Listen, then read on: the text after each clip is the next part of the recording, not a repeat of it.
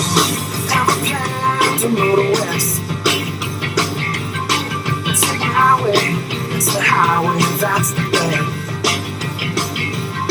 Get your kicks on Route 66.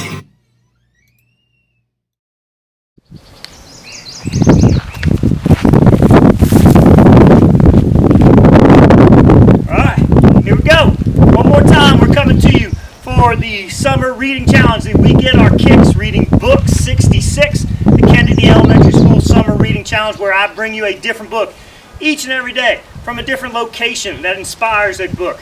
Every one of our books is an award winner. This one is an Caldecott Award winner, and it's inspired by a different location, normally in and around Monroe County. But today, I'm in Red Rocks. Obviously, you can see but when you can see Red Rocks out here, I would choose to be inspired to read the book of Red Rocks. Beautiful. I'm getting ready to go watch a movie, outdoor movie, with my boys at Red Rocks Amphitheater outside of Boulder, Colorado. But it did inspire me to read the book Grand Canyon by Jason Chin. As I read, I'm going to always try to model what good readers do, which means to read fluently. Read the words correctly at a good pace, not too fast, not too slow, and make sure I read with expression as I read. Make sure that you guys are doing what good readers do, good listeners when they read. Listen for the story elements, the character, where and who the story is about, who and what the story is about, the setting, where and when the story is taking place, and the story elements, the story sequence of events, what happens first, next, and last. Because we don't want you just to read the words, we want you to understand what you're reading. So I'm going to read Grand Canyon for you, Jason Chin. A great comprehension strategy. Comprehension is understanding what you read. Great comprehension strategy is to read the questions before you read the book, and we give you those questions first, and that helps you focus what you're reading about. So I'm going to read Grand Canyon by Jason Chin, and then I'm going to enjoy a great movie, Raiders of the Lost Ark, outdoor theater. It's going to be awesome. You guys have a great day. Enjoy Grand Canyon by Jason Chin.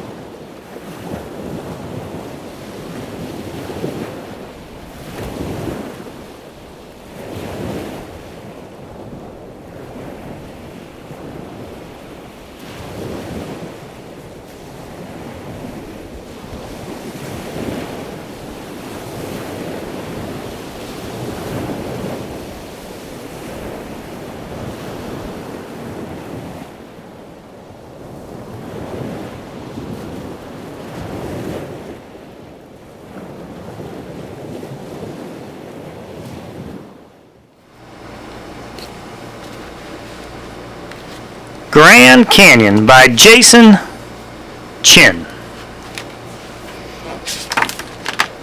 Grand Canyon is one of the largest canyons in the world. It is 277 miles long, as much as 18 miles wide, and more than a mile deep. It's much more than just a big hole in the ground. It's home to an astonishing variety of plants and animals. The canyon is much hotter and drier at the bottom than it is at the top. Because of this, different groups of plants and animals, or ecological communities, are found at different elevations in the canyon. The hottest part of the canyon is at the very bottom, a 1,000-foot deep chasm called the Inner Gorge. The Inner Gorge may be the hottest part of the canyon, but there are oases in this desert. Creeks bring life-giving water into the gorge, and a wide variety of species live along their banks, including frogs, dragonflies, mule deer, and the endangered southwestern willow flycatcher.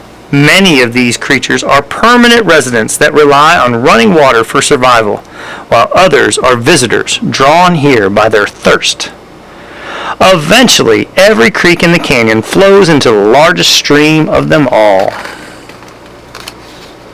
the Colorado River. The Colorado runs through the entire length of the Grand Canyon, continually washing sediment away and slowly deepening its channel. It's been cutting into the land for around 5 million years, slicing through layer after layer of rock. Today, it is cutting into the Vishnu Basement rocks. These rocks are part of the continental basement, the bottommost layer of rock on the continent. The basement rocks are the oldest in the canyon, as much as 1.84 billion years old. Many younger rock layers are stacked on top of them. If you hike out of the canyon, you'll pass younger and younger layers as you climb, as if walking up through time. Above the basement layer, you'll reach the Grand Canyon Supergroup. Here you may find ripple marks preserved in the stone. Clues like these tell us what this place was like when the rock formed. They are like windows to the past. This is the Grand Canyon 1.2 billion years ago, when the only living things on Earth were microbes such as algae and bacteria. Although they were too small to see, these primitive organisms filled the oceans and were some of the earliest life forms on the planet. The mud from this tidal flat eventually transformed into a layer of solid rock, and these ripples were preserved in the process. They are now part of the Grand Canyon Supergroup. After climbing out of the inner gorge, you'll find yourself on a broad, sun-baked slope. The plants and animals here are well adapted for life with little water. Black-throated sparrows can go for long periods without taking a drink. Many creatures sleep during the heat of the day. Pocket mice forage at night and are preyed on by owls and rattlesnakes, who are adapted for hunting in the dark. These animals are living on the rock layer called the Bright Angel Shale, which formed more than 200 million years after the Grand Canyon Supergroup. Trilobite fossils in the rocks tell us that this spot once lay beneath the sea. This is the Grand Canyon 515 million years ago. By this time, the Earth's many multicellular plants and animals had evolved. Soft-bodied shellfish floated above clam-like brachiopods and tiny hyaliths, some of the first creatures on Earth with shells. Trilobites, the first animals known to have had eyes, roamed the seafloor. Around them, worm-like creatures burrowed in the sediment that eventually transformed into Bright Angel Shale. Towering over the Bright Angel Shale is a massive cliff called the Red Wall Limestone. The Red Wall has many inaccessible caves that provide nesting spots for one of the rarest birds in the world, the California condor. With a 9-foot wingspan and weighing as much as 23 pounds, the condor is the largest land bird in North America. Condors are vultures, and during the Ice Age they fed on the carcasses of megabeasts like giant ground sloths. Since then, their population has declined due to the change in the climate and human activity, and now they are close to extinction. Above the Red Wall cliff is a slope of rust-red rock. The climate here is not as hot and dry as below, and the pinyon pines and Utah junipers are common. Many creatures such as squirrels and chipmunks and wood rats eat their seeds. These small rodents are preyed on by gopher snakes and coyotes. At the top of the slope is the rock layer called the Hermit Formation. Fossils in the Hermit tell us that long ago this spot was home to huge dragonflies. This is the Grand Canyon 280 million years ago. By this time, life was flourishing on land and trees. Ferns, fish, amphibians, and reptiles had evolved. The sea had retreated from the region and the rivers flowed across the landscape. Seed ferns and conifers grew along their bank, and amphibians left their tracks in the mud that was eventually transformed into the Hermit Formation. Above the red slopes of the Hermit are pale 350-foot cliffs. Bighorn sheep easily navigate their narrow ledges with specially adapted hooves. In the fall mating season, males compete for dominance by smashing into each other with their battering ram horns. These cliffs have been carved from the Cochino sandstone. Fossil footprints in the rock tell us that this spot 275 million years ago, an early reptile walked across huge wind-swept dunes. With little water, life here would have been very difficult, but the desert wasn't entirely barren. Among the other species that called it home were scorpions, millipedes, and spiders. As the desert wind whipped across the landscape, sand piled up in the thin layers. Today, those layers are preserved in the Cochino sandstone as thin, angled surfaces called crossbeds. As you approach the rim of the canyon, the climate becomes cooler and more moist. Vegetation on sloping Toro Weep Formation is more dense than below.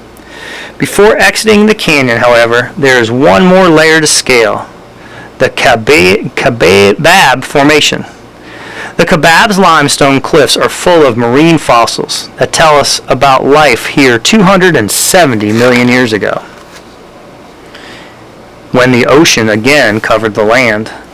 Fossils in the Kaibab Formation tell us of a complex ecosystem. The seafloor was home to sea lilies and bryozoans, sponges, and coral. Trilobites and brachiopods lived alongside them, while nautiloids and as many as 40 species of shark patrolled the water above them. Many of these creatures, such as coral and brachiopods, had hard shells. When they died, their shells piled up on the seafloor and eventually transformed into limestone of the Kaibab Formation. If you ascend the Colorado River to the south rim of the Grand Canyon, you will have climbed nearly 5,000 feet and passed through 3 distinct habitats. Above the rim, you'll find one more. The Ponderosa Pine Forest is home to tassel-eared squirrel, deer, and elk. Bobcats, coyotes, and hawks hunt here, as well as the top predators in the canyon, the mountain lions. Because of its great size and depth, Grand Canyon has a wide range of climates and habitats, and species that call the canyon home today survive on ancient rocks that tell us about life here long before there was a canyon. And the greatest canyon on Earth. It's taken millions of years weathering and erosion to expose these rocks and shape this breathtaking landscape. And these processes continue to this day, relentlessly excavating the greatest canyon on Earth.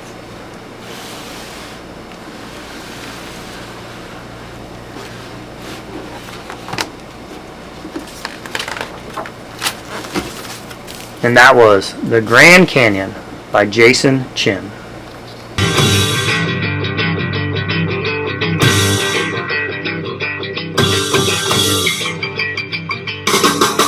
Ever plan to move